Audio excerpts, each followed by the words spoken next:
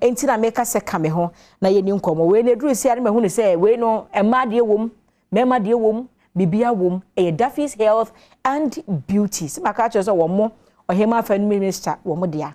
Duffys Health Glow Shower Gel wo mo dia Duffys mo de futiri nwi nyina o enti na me se kame ho na ye ni nkomo no maame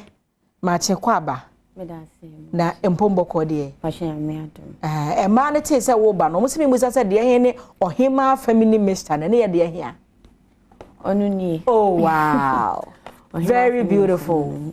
na no ye de ade okay nti ohema se oba wo ho na wo efichi komu ya na se wo ko efichi emeyi a ohema aboa okay ebe ma na ba nti na ma no ani agisa edre hu sa wow emfa ho ne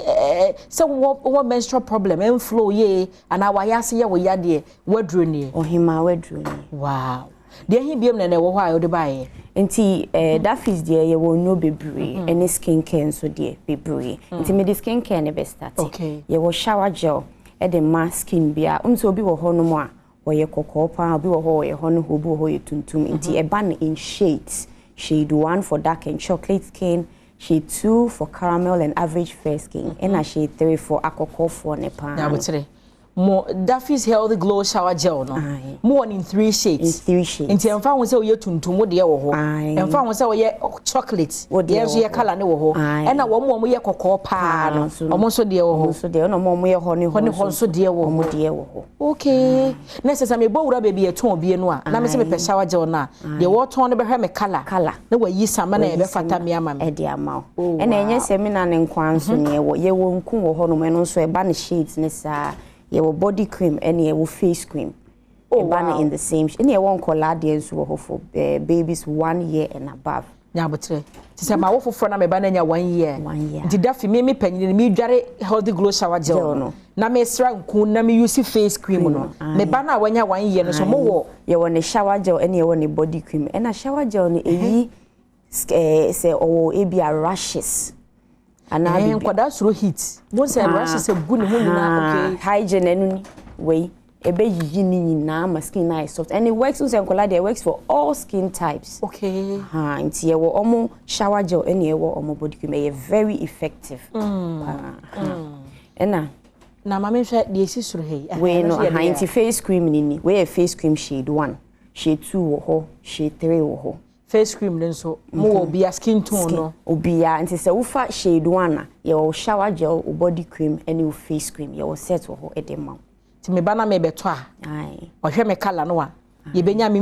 nku am de besra menya dem de be ye manim e na menya shower gel am de be dware all according to me shade wow wow and I for different shades tuntum se wiyo for wo bi and I chocolate for wo bi and I kokko for so wo mo de wo eti mo de nya nkrofo de ya yes wo wo ye tuntum asra wo ye kokko asra de bia okay there obia de wo different shades okay and a green one is here the green one here wo flat tummy product flat tummy aye any general body weight loss me here be pa me o make me on some bo me kasa ti me here be any general body and how when you say any say bia wo constipation who struggle with constipation or baby be suppress you no am maintaining healthy weight this is your go-to product wow flat tummy and your other one for general body weight loss na botre enti we ne flat tummy me pese mafu no nko aye flat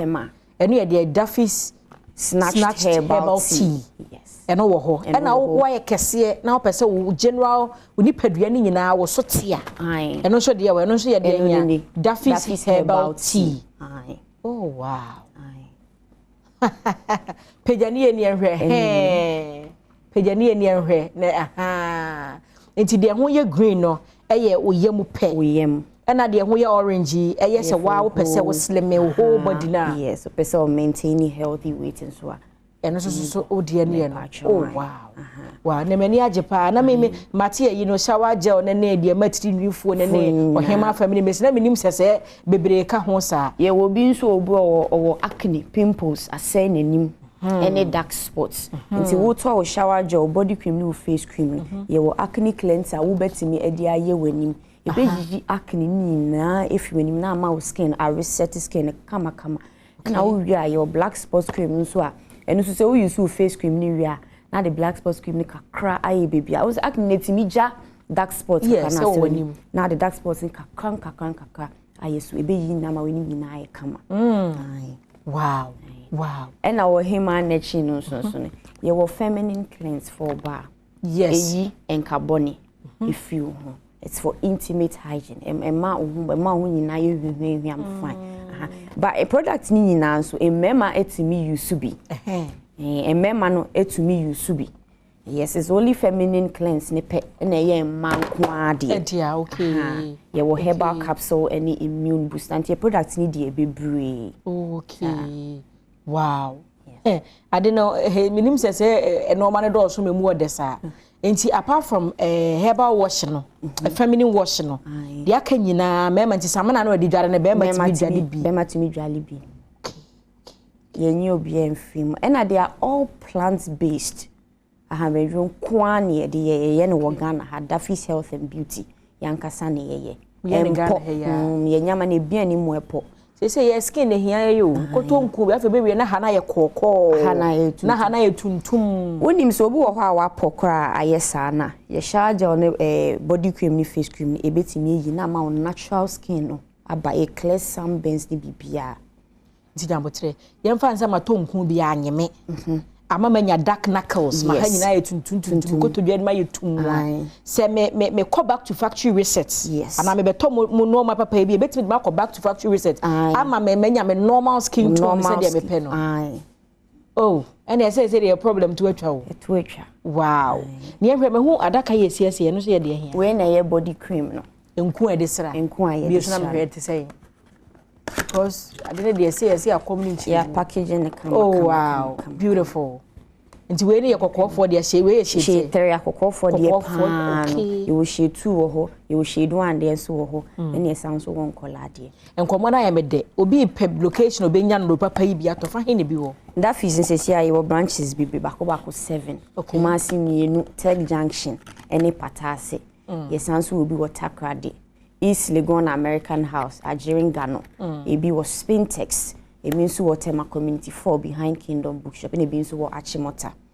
nti se wo perself yes anso wo retailers omuton bi across Ghana bebia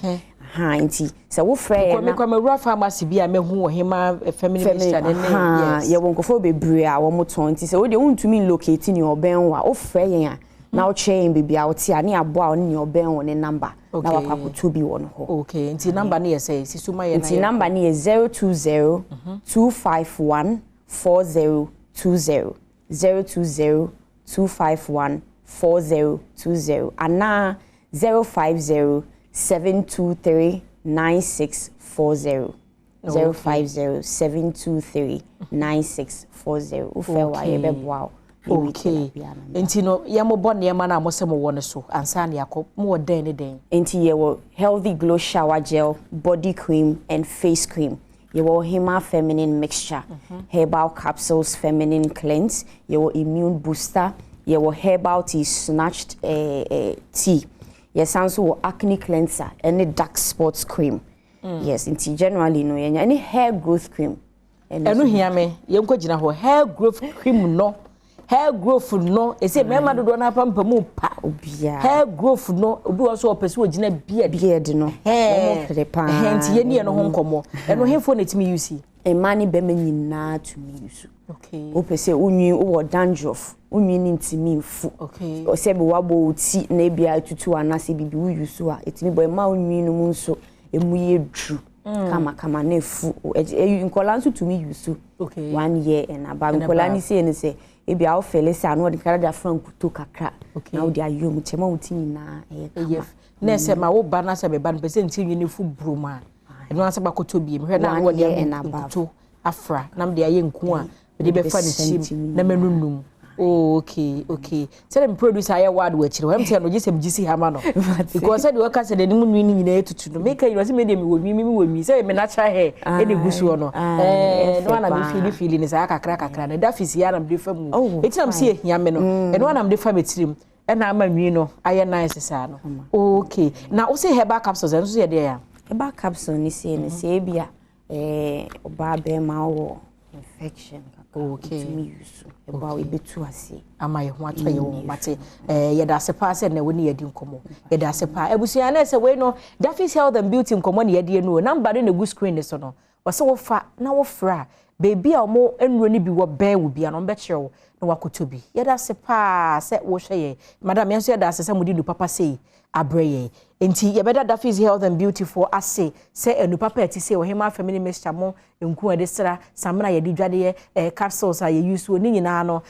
wo mama ye bia ma ye kama de di fa ye tirimi fu nso ni nyina bi wo se nkwada de so ho no mo 1 year and above obenya bi ye beda o ma se buso ye nsan ko birthdays ne so ho na ye ni birthday anopai wo mo a omo braso se na your birthday na ye celebrate wo mo no ye celebrate wo mo bi mako saa na enye fefe